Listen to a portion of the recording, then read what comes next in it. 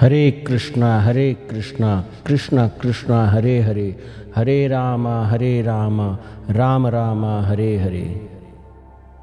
आप सुन रहे हैं द साइंस ऑफ भक्ति और मैं हूं पंकजाक्ष माधवदास।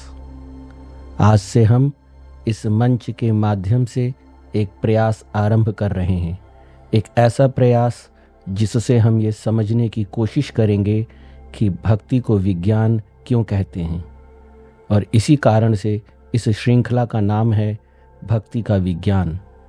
इस श्रृंखला में कुल 6 एपिसोड हैं। हर एपिसोड में हम भक्ति के एक विशेष आयाम को गहराई से समझने का प्रयास करेंगे। आइए एक नज़र डालते हैं पूरी श्रृंखला के एपिसोड्स पर। पहला एपिसोड जो आज का ही एपिसोड है, उसका शीर्षक है भक्ति क्या है, मैं क्यों भक्ति करूं।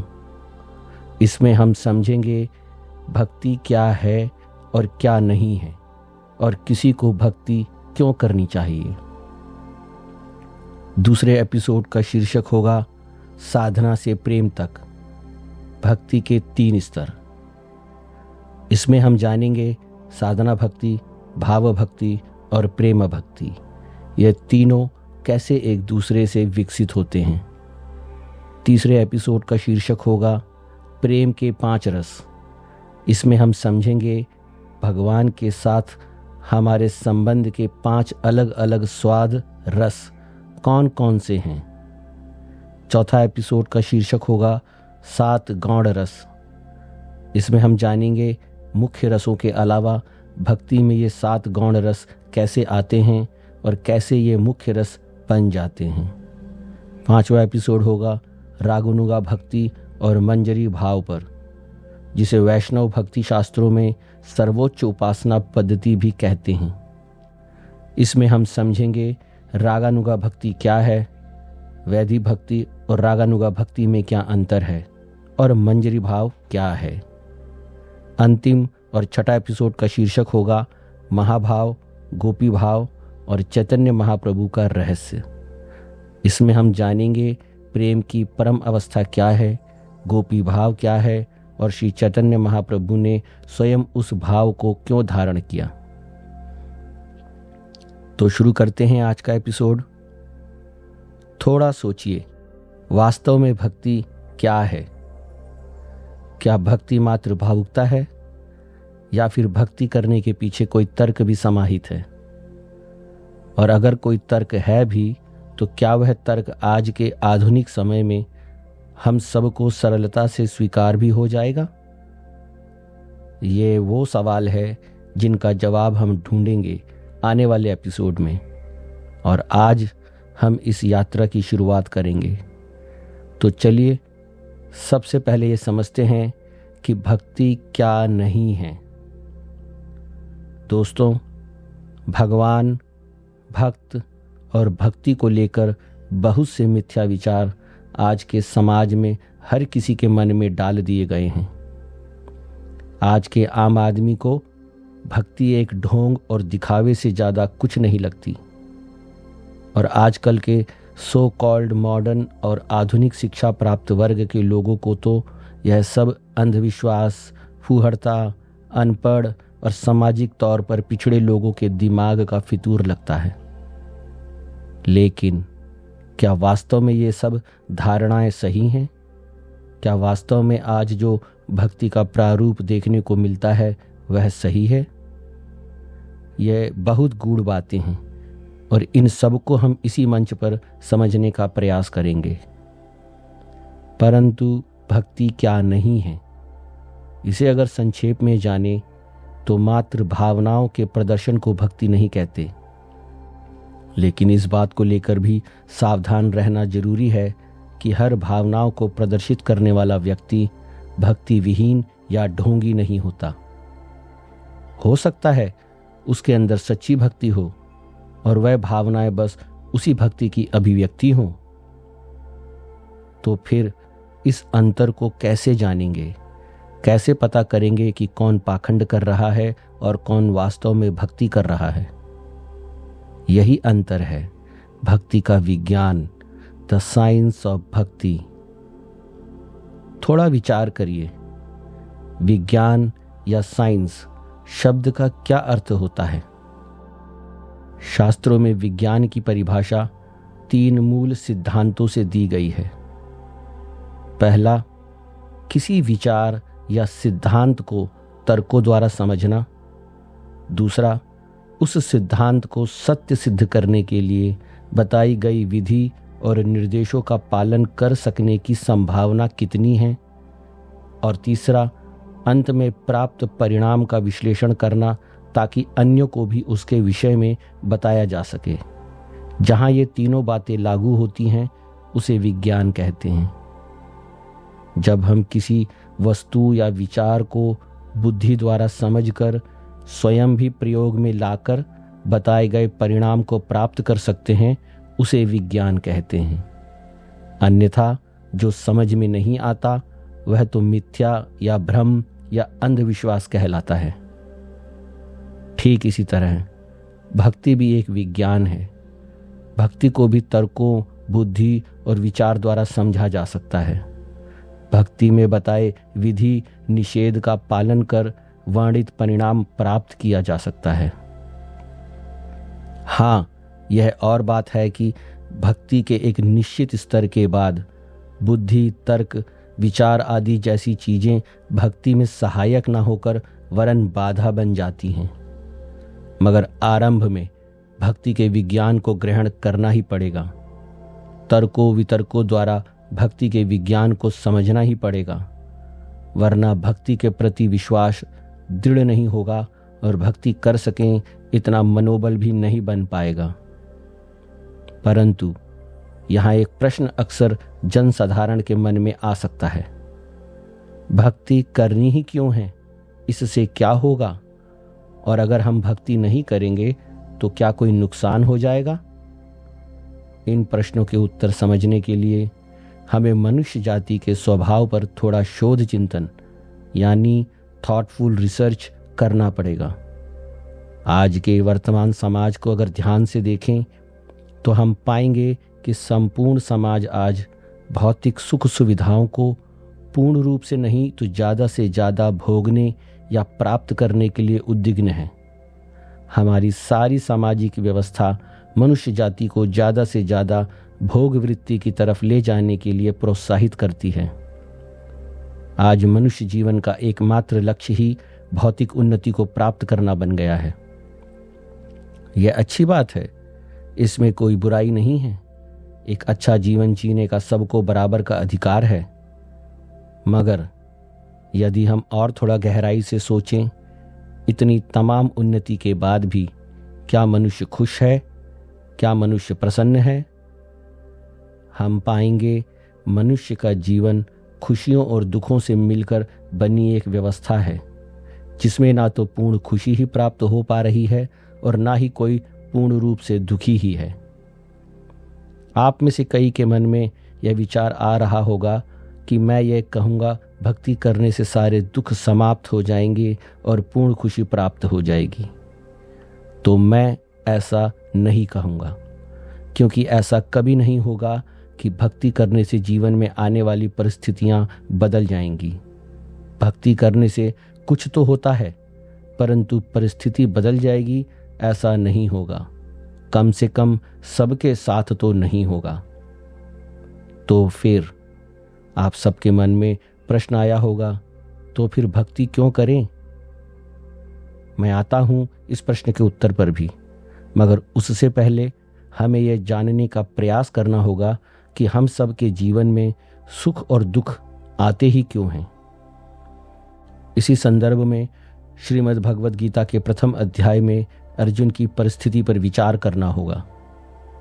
अर्जुन ने स्वयं द्वारा स्वजनों की हत्या के दुख से युद्ध ना करने के सुख की तरफ इच्छा प्रकट की, परंतु भगवान श्री कृष्ण ने सबसे पहले क्या कहा? देहिनोऽस्मिन् यथा देहे कौमारं यौवनं जरा तथा देहांत प्राप्ति ही धीरस्तत्र न मुह्यति। और इस श्लोक के बाद भगवान श्री कृष्ण फिर कहते हैं, मातृ स्पर्शास्तु कौन्तेया शीतोष्ण सुख दुखदा आगमा पाइनो नित्या ताम तितिक्षस्व भारत। अब इसे सरल भाषा में समझते हैं। श्री कृष्ण कह रहे हैं कि हम सब मनुष्य मात्र मनुष्य देह नहीं हैं। केवल यह शरीर यानी मेरा शरीर और आपका शरीर, हम मात्र शरीर नहीं हैं, हम तो इस शरीर में उपस्थित आत्मा हैं। सुख दुख का अनुभव जीवन में शरीर करता है।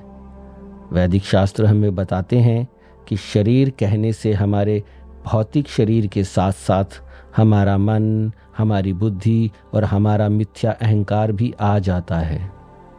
इन्हीं से तो हम शरीर और शरीर से जुड़ी हर वस्तु और व्यक्ति को महत्व देते हैं। भौतिक शरीर जिसे स्थूल शरीर कहते हैं, मन, बुद्धि और अहंकार जिसे सूक्ष्म शरीर कहते हैं, यही स्थूल और सूक्ष्म शरीर से मिलकर हमारा संपूर्ण शरीर बनता है। और यही स्थूल और सूक्ष्म शरीर सुख और दुख का अनुभव करते हैं। और हम शरीर मात्र नहीं हैं। श्री गीता कहती है, वासांसि जीर्णानि यथा विहाय नवानि गृह्णाति नरोपराणि तथा शरीराणि विहाय जीर्णानि अन्यानि संयाति नवानि देहि। अर्थात जैसे मनुष्य पुराने वस्त्रों को त्याग कर नए वस्त्र धारण करता है, वैसे ही आत्मा पुराने शरीर को त्याग कर नया शरीर धारण करती है। हम आत्मा हैं और इस शरीर को धारण किए हुए हैं। और आत्मा में कोई विकार नहीं होता। अव्यक्तोयम अचिन्त्योयम अविकार्योयम उच्यते तस्मादेवं विदित्वेनं नानुशोचितुमर्हसि। आत्मा को कोई दुख, पीड़ा या विकार नहीं होता, तो फिर दुख आता कहां से है?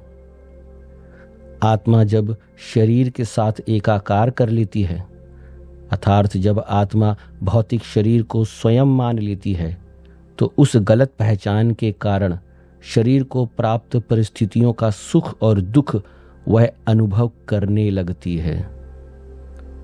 मैं आपको 2 उदाहरण देकर समझाता हूं। पहला उदाहरण, हमारे मंदिर में एक वृद्ध सज्जन आते हैं। अपनी युवावस्था में उनका एक मित्र था जो उनकी ही कंपनी में कार्य करता था। उस मित्र के साथ जवानी में एक दुर्घटना घटी थी, जिससे वह एक कोर्ट केस में फंस गया था। उसने अपने इस वृद्ध दोस्त से जब वह जवान था, कोर्ट में चलकर गवाही देने के लिए कहा। दोनों अच्छे मित्र थे, तो इन्होंने कोर्ट में जाकर गवाह बनकर मित्रता निभाई। आज 40 साल से ज्यादा बीत चुके हैं। आज वह व्यक्ति वृद्ध होकर सेवानिवृत्त भी हो चुका है। उसका वह मित्र जिसकी मदद के लिए वह कोर्ट गए थे, अब जीवित नहीं है, मगर कोर्ट का केस अभी भी चल रहा है। और यह वृद्ध सज्जन चल पाने में असमर्थ होने पर भी हर तारीख पर कोर्ट जाते हैं। अक्सर मंदिर आते हैं और कभी कभी बहुत दुखी मन से अपनी व्यथा भी हमको उन्होंने बताई है। अब सोचिए, इनके दुख का कारण क्या है? 40 साल पहले की गई एक क्रिया जो उस समय मित्रता के भाव से की गई थी, आज उनके दुख का कारण है। क्यों? क्योंकि उन्होंने अपने आप को उस मित्र के साथ एकाकार कर लिया था, उस मित्र के सुख और दुखों से एकाकार कर लिया था। दूसरा उदाहरण, कल्पना कीजिए आप किसी कंपनी में काम करते हैं। वहां कोई दूसरा कर्मचारी आपको बहुत पसंद है और उस व्यक्ति के साथ आपकी बहुत अधिक घनिष्ठता है। अब उस कंपनी में जिस तरह का व्यवहार वह करेगा और उसका जो परिणाम आएगा, कहीं ना कहीं आपकी उससे घनिष्ठता होने के कारण उस परिणाम का फल कुछ ना कुछ तो आप भर भी पड़ने लगता है। अंततः उसके साथ होने वाली हर अच्छी या बुरी घटना पर आप भी अच्छा या बुरा अनुभव करने लगते हैं। यही एकाकार है। एक बात कृपया ध्यान दीजिएगा, मैं यहाँ सही क्या है गलत क्या है इसकी परिभाषा नहीं बता रहा, और यह भी नहीं कह रहा कि क्या करना चाहिए था या क्या नहीं, और मैं यह भी जज नहीं कर रहा कि कोई गलत है या कोई क्रिया गलत है। मैं सिर्फ एकाकार का मतलब समझा रहा हूं। तो हम बात कर रहे थे, आत्मा जब शरीर के साथ एकाकार कर लेती है, अर्थात जब आत्मा भौतिक शरीर को स्वयं मान लेती है, तो उस गलत पहचान के कारण शरीर को प्राप्त परिस्थितियों का सुख और दुख वह अनुभव करने लगती है। अब यह समझते हैं कि सुख और दुख अनुभव कैसे होता है। आत्मा ने शरीर को स्वयं मान लिया। अब जो शरीर के साथ होगा वही आत्मा के सुख और दुख का आधार बन जाएगा। जैसा कि हम पहले भी चर्चा कर चुके हैं, शरीर दो प्रकार का है। पहला स्थूल शरीर, यानी हमारा यह भौतिक शरीर जिसे हम देख और छू सकते हैं। दूसरा सूक्ष्म शरीर, यानी हमारा मन, बुद्धि और अहंकार जिसे हम देख और छू नहीं सकते। जब आत्मा शरीर के साथ एकाकार करती है तो इस प्राप्त शरीर की क्षमता के अंदर जब क्रिया और परिणाम प्राप्त होता है तो सुख का अनुभव होता है, और इस प्राप्त शरीर की क्षमता के बाहर जब क्रिया नहीं कर पाती और परिणाम भी क्षमता के बाहर का मिलता है तो दुख का अनुभव होता है। एक उदाहरण से समझाता हूं। पहले स्थूल शरीर के संदर्भ में समझते हैं। मान लीजिए किसी व्यक्ति का अपने भौतिक शरीर के साथ एकाकार है। यदि वह दूसरे जितना सुंदर नहीं है या दूसरे जितना तेज नहीं दौड़ सकता, तो क्योंकि यह उसकी क्षमता के बाहर है, यह दुख का कारण है। और यदि वह दूसरे से ज्यादा सुंदर है या दूसरे से तेज दौड़ सकता है, तो यह सुख का कारण है। अब सूक्ष्म शरीर के संदर्भ में समझते हैं, यानी मन, बुद्धि और अहंकार जिसे हम देख और छू नहीं सकते। यदि कोई अपने आप को मन या बुद्धि से एकाकार कर लेता है, अर्थात स्वयं को मन या बुद्धि मान लेता है, तो जब कोई परिस्थिति उसकी मन और बुद्धि की सीमा के बाहर होगी तो दुख का कारण बनेगी। हमारे कार्यालय में किसी ने हमारी सलाह नहीं मानी तो हमें बहुत बुरा लग जाता है। क्यों? क्योंकि कहीं ना कहीं हम स्वयं को बुद्धि से एकाकार कर स्वयं को बुद्धि मान बैठते हैं। कार्यालय में कई लोग सलाह दे रहे हैं तो किसी एक ही की सलाह पर अमल होगा। अब यदि वह एक मैं नहीं हूं तो मुझे बुरा क्यों लग रहा है? क्योंकि कहीं ना कहीं मैं स्वयं को सबसे ज्यादा बुद्धिमान मानता हूं, और जब मेरी बुद्धि के बाहर कुछ हुआ तो मुझे बुरा लग रहा है। यही है जीव का शरीर के साथ बंधन, और आत्मा के इस बंधन को वैदिक शास्त्र जीव की बद्ध अवस्था कहते हैं। और इसी तरह हम आत्मा स्वरूप शरीर से एकाकार करके शरीर से प्राप्त सुख और दुख का अनुभव करते हैं और बद्ध अवस्था को प्राप्त करते हैं। यही तो भगवान श्री कृष्ण ने गीता में कहा है, मात्र स्पर्शास्तु कौन्तेया शीतोष्ण सुख दुखदा आगमा पाइनो नित्या ताम तितिक्षस्व भारत। सुख और दुख सर्दी और गर्मी की तरह आते जाते रहते हैं। यह सिर्फ भौतिक शरीर की इंद्रियों द्वारा अनुभव में आते हैं। इनको बिना विचलित हुए आते जाते रहने देना चाहिए। अब सवाल उठता है, बिना विचलित हुए रहना यह कैसे संभव है? मैं जानता हूं आपके मन में क्या उत्तर आ रहा है? आप कहेंगे भक्ति, और आपका उत्तर सही है। भक्ति ही वह माध्यम है जो जीव को उसकी बद्ध अवस्था से निकालकर उसकी शुद्ध अवस्था में ले आती है। और शुद्ध अवस्था में जीव इस मनुष्य देह में यह जान पाता है कि इस भौतिक बंधन से मुक्त उसका स्वरूप कैसा है। जीव की शुद्ध अवस्था में उसको भौतिक सुखों और दुखों का प्रभाव नहीं पड़ता। इस विषय को और अधिक गहराई से श्रीमद् भगवद गीता से जाना जा सकता है, लेकिन आज संक्षेप में इतना समझ लीजिए, दुख का कारण है शरीर से गलत पहचान, एकाकार, और इस गलत पहचान से छुटकारा केवल भक्ति से संभव है। अब मैं उस सवाल का उत्तर देता हूं जो मैंने पहले छोड़ा था। तो फिर भक्ति क्यों करें? उत्तर सुनिए, बहुत सीधा है। भक्ति इसलिए करें क्योंकि आप दुखी हैं।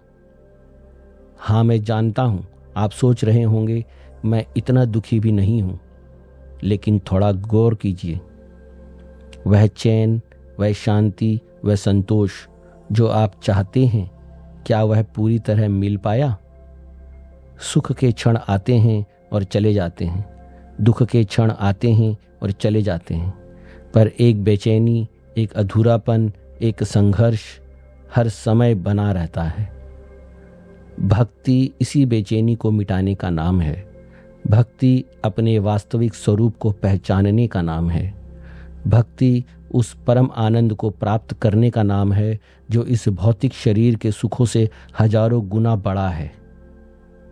श्रीमद् भागवतम कहता है, त्यक्त्वा स्वधर्म चरणाम्बुजम हरे, अर्थात अपने सारे धर्मों को छोड़कर भी अगर कोई भगवान के चरण कमलों की शरण लेता है तो वह कल्याण को प्राप्त हो जाता है। तो भक्ति इसलिए करें अपने कल्याण के लिए, अपने दुखों से मुक्ति के लिए, अपने वास्तविक घर भगवान के धाम जाने के लिए। क्या? भगवान के धाम जाने के लिए? इस विषय को भविष्य में समझेंगे। तो दोस्तों, आज हमने भक्ति के विज्ञान की शुरुआत की। हमने समझा भक्ति एक विज्ञान है जिसे तर्क और बुद्धि द्वारा एक सीमा तक समझा जा सकता है। हमने समझा हम शरीर नहीं आत्मा हैं। हमने समझा हमारे सुख और दुख का कारण शरीर के साथ एकाकार है, जिसे शास्त्र बद्ध अवस्था कहते हैं। हमने समझा भक्ति ही वह माध्यम है जो हमें इस बद्ध अवस्था से मुक्त कराती है। और वैदिक शास्त्र कहते हैं मनुष्य देह प्राप्त करने का एक ही उद्देश्य है कि जीव इस बद्ध अवस्था से मुक्त हो सके और वह वहां जा सके जहां से वह आया है, अर्थात भगवान के धाम, कृष्ण के गोलोक, उस परम आनंद में।